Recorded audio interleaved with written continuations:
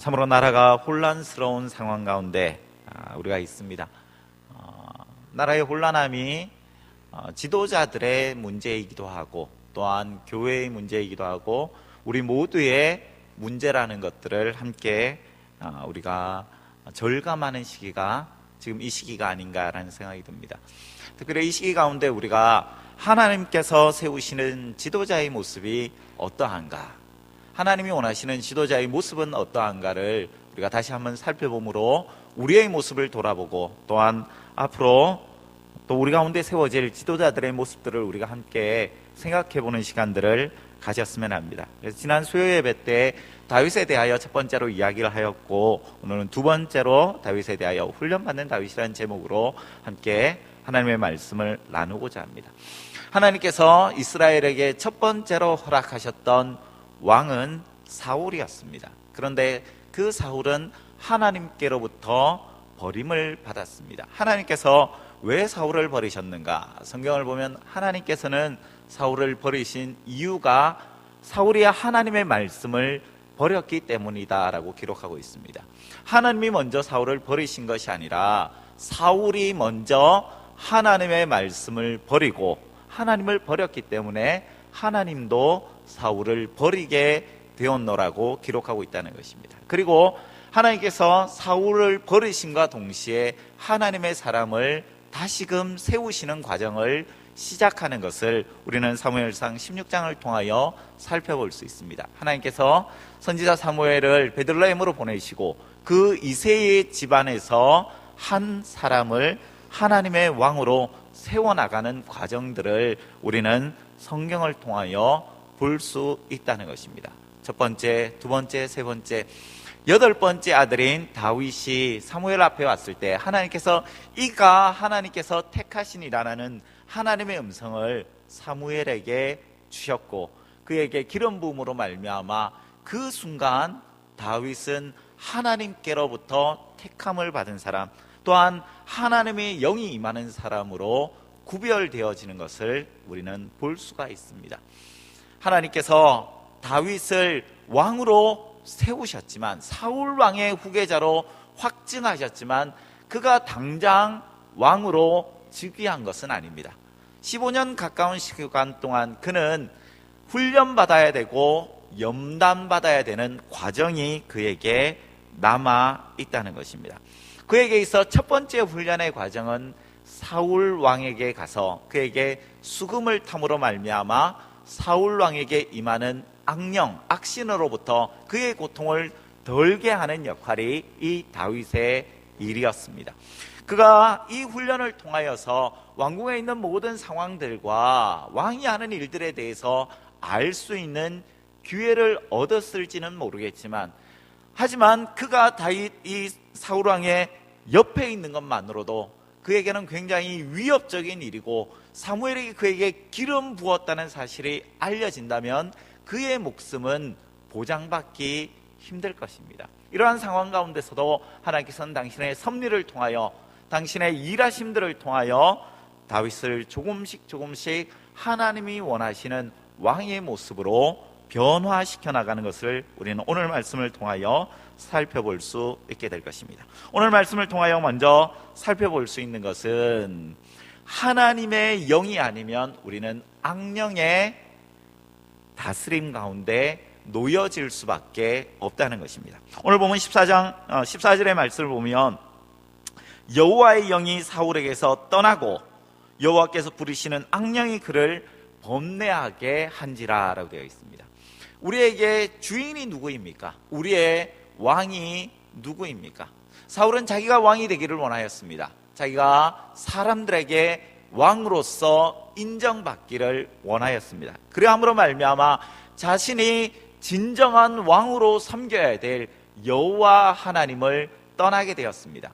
하나님을 떠나게 되면, 하나님의 통치를 받지 않게 되면 내가 내 삶의 주인이다라고 사울왕은 생각하였던 것 같습니다. 그것은 지금 이 시대를 살아가는 우리에게도 동일하게 사단이 속삭이고 있는 메시지일 것입니다. 인간은 자유로운 존재라고 끊임없이 이야기합니다. 자신의 삶의 모든 결정은 본인이 내릴 수 있다라고 이야기합니다. 자기가 자신의 삶의 길들을 정하고 그 길들을 따라 살아갈 때 행복해질 수 있는 존재가 인간이라고 끊임없이 세상의 문화들은 우리에게 이야기하고 있죠. 그런데 오늘 말씀을 통해서도 우리가 분명히 알 수 있는 것은 인간은 어쩔 수 없이 누구에겐가 종속되어질 수밖에 없고 누군가의 종이 될 수밖에 없는 존재가 인간이라는 것입니다. 왜 그렇습니까? 인간은 피조물이기 때문에 그렇다는 것입니다. 인간은 스스로 생겨난 존재가 아닙니다. 창조주이신 하나님께서 흙으로 인간을 만드시고 그 코에 생기를 불어넣으심으로 말미암아 인간은 생명이 되었습니다. 인간이란 존재가 되었다는 것입니다. 그런데 모든 피조물들이 그러하듯이 인간도 끊임없이 자신을 창조하신 그 존재에게 의존하려는 성향들을 가지고 있다는 것입니다. 그래서 하나님을 떠나게 되면 하나님을 모른 채 하고 하나님의 통치 아래서 벗어나고자 한다면 끊임없이 인간 안에서 채울 수 없는 공허함과 외로움과 허전함이 있을 수밖에 없다는 것입니다. 이것은 오직 하나님만이 채울 수 있는 공간이다라고 끊임없이 우리의 믿음의 선배들은 이야기하고 있다는 것입니다. 사울은 하나님만 떠나면, 하나님의 통치 아래 놓여지지 않으면 나는 진정한 이스라엘의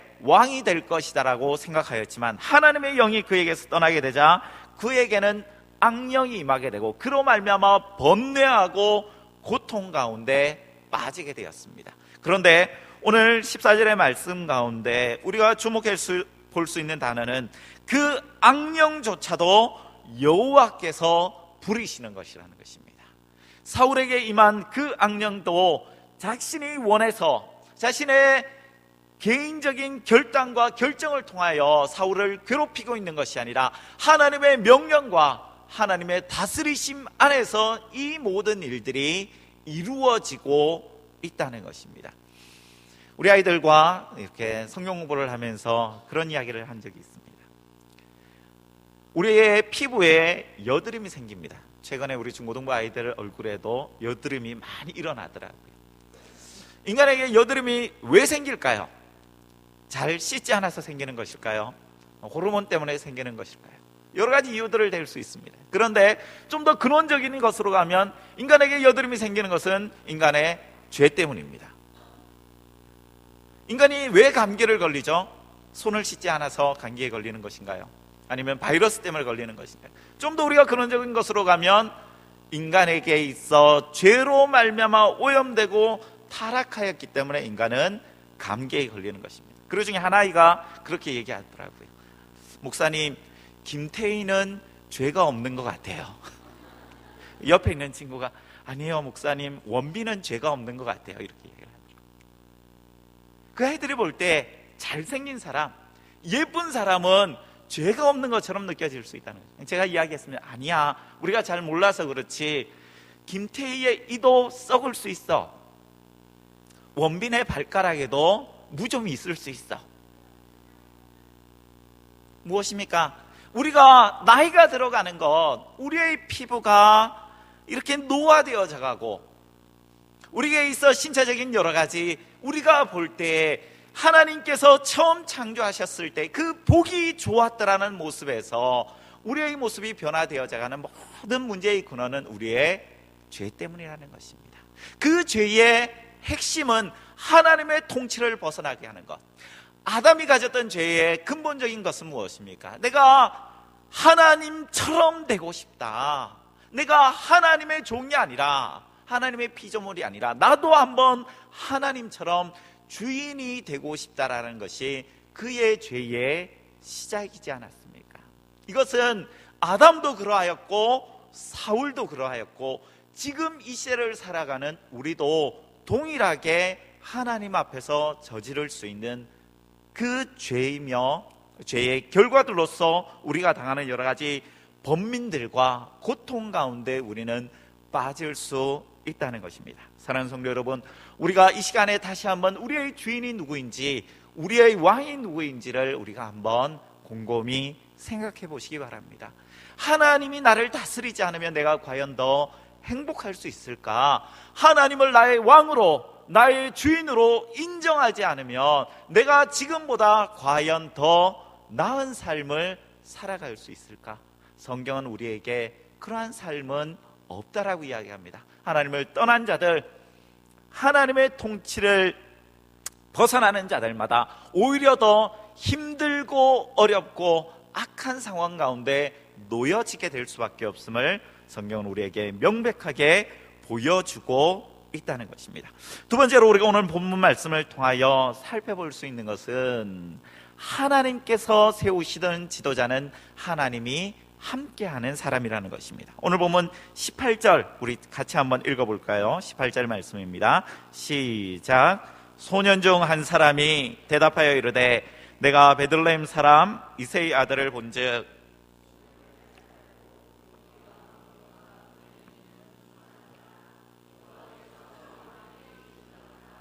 아멘. 그렇습니다.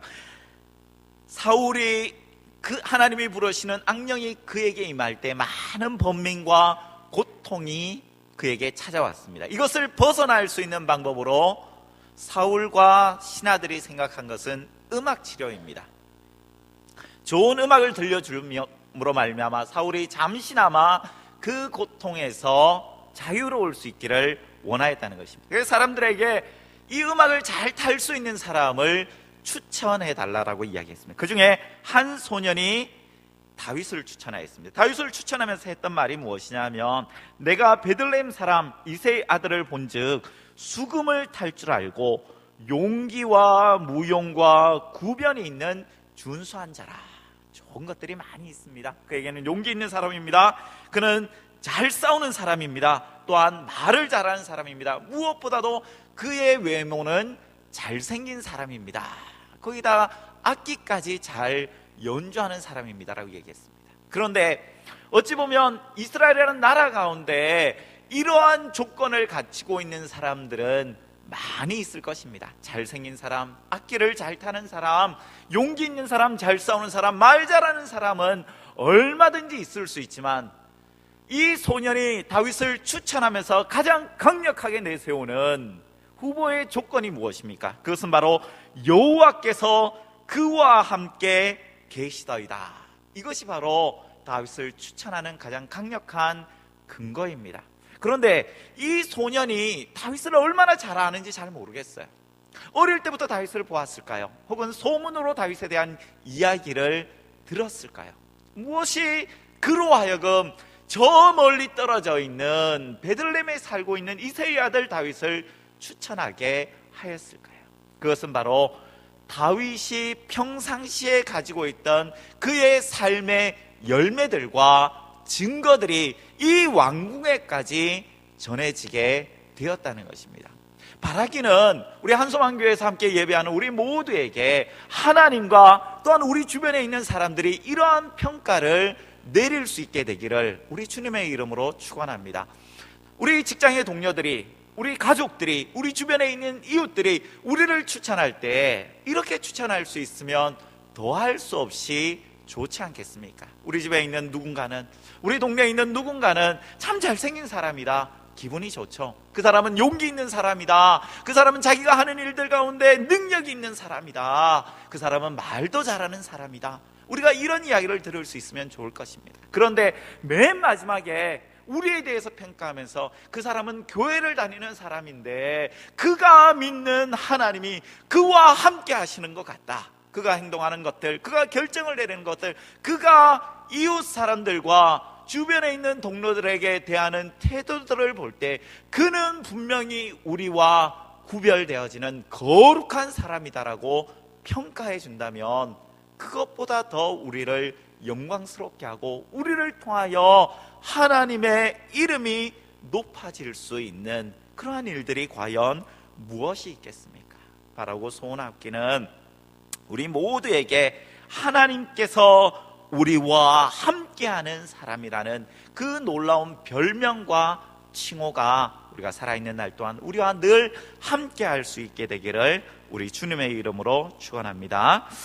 마지막으로 우리가 오늘 본문 말씀을 통하여 살펴볼 수 있는 것은 음악과 이 다윗이 가지고 있는 재주로 말미암아 사울이 고침을 받는다 할지라도 그것은 영원할 수 없다는 것입니다. 오늘 본문 23절을 보면 하나님께서 부르시는 악령이 사울에게 이를 때에 다윗이 수금을 들고 와서 손으로 탄즉 사울이 상쾌하여 낫고 악령이 그에게서 떠나더라 라고 기록하고 있습니다.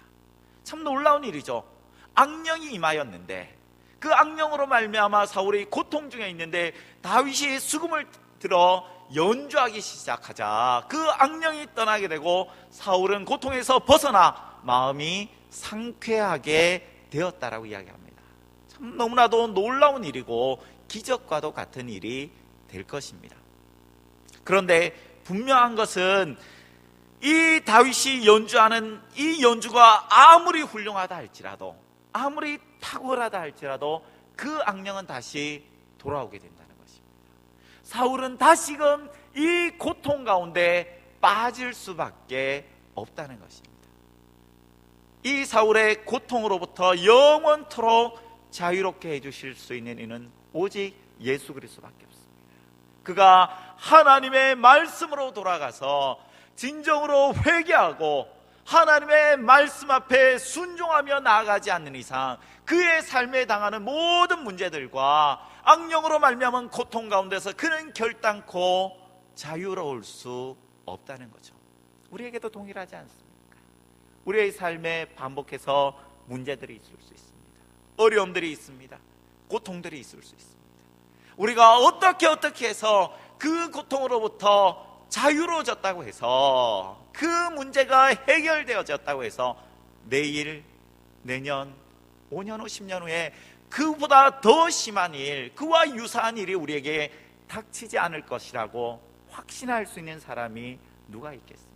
우리의 삶 가운데 끊임없이 문제가 닥치지만 우리가 그 모든 문제로부터 자유로워질 수 있는 것, 그 문제를 궁극적으로 뛰어넘을 수 있는 것은 우리의 왕이 누구이신가, 우리의 주인이 누구이신가를 분명히 깨달음으로 말미암아 예수 그리스도를 전적으로 의지하며 신뢰하며 나아갈 때 우리는 그 문제의 진정한 해결자를 발견하게 된다는 것입니다.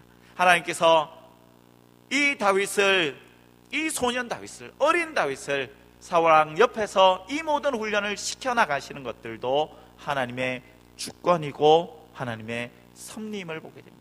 하나님께서는 다윗이 늘 하나님과 함께하는 사람임을 사울왕을 비롯한 모든 왕궁에 있는 사람들에게 보여주었고 이스라엘 백성들에게 알림으로 말미암아 조금씩 그가 이스라엘의 지도자이자 왕으로 세워나가는 과정들을 밝게 하여 주셨습니다. 그런데 이 훈련은 여기서 그치는 것이 아닙니다. 시간이 지날수록 그의 훈련의 강도는 더욱더 심화해질 것입니다. 우리가 잘 알다시피 그는 골리앗과 싸워야 됩니다. 사울왕의 사위가 되지만 그의 아들, 사울의 아들 요나단과 절친한 친구가 되지만 결국 사울왕에게 창이 던져져서 죽을 뻔한 위기를 넘기게 되고 광야 생활로 그는 도망자의 신세로 빠지게 되는 것을 우리는 보지 않습니까? 하나님께서는 그를 훈련시켜 나가십니다. 그 훈련을 통하여서 다윗이 하나님의 사람으로 조금씩 온전하여지고 하나님이 원하시는 지도자로 만들어 나가는 하나님의 일하심과 계획하심을 우리는 보게 됩니다. 혹이나 지금 내가 하나님 앞에 훈련받고 있는 것이 아닌가, 내가 지금 하나님 앞에 연단을 받고 있는 것은 아닌가, 하나님 앞에 고통과 고난 가운데 있다라고 생각하시는 분들이 계시다면 우리가 이 다윗의 모습을 통하여서 하나님께서는 그 가운데서도 함께 하시는 분이시고 하나님의 큰 섭리와 계획 아래 본다면 우리는 영원한 승리를 보장받은 자들로서 이 길을 걸어가고 있다는 것을 다시 한번 믿음으로 고백함으로 하나님의 그 훈련 가운데 훌륭한 용사들로, 훌륭한 군사들로 온전하여질 수 있게 되기를 우리 주님의 이름으로 축복합니다.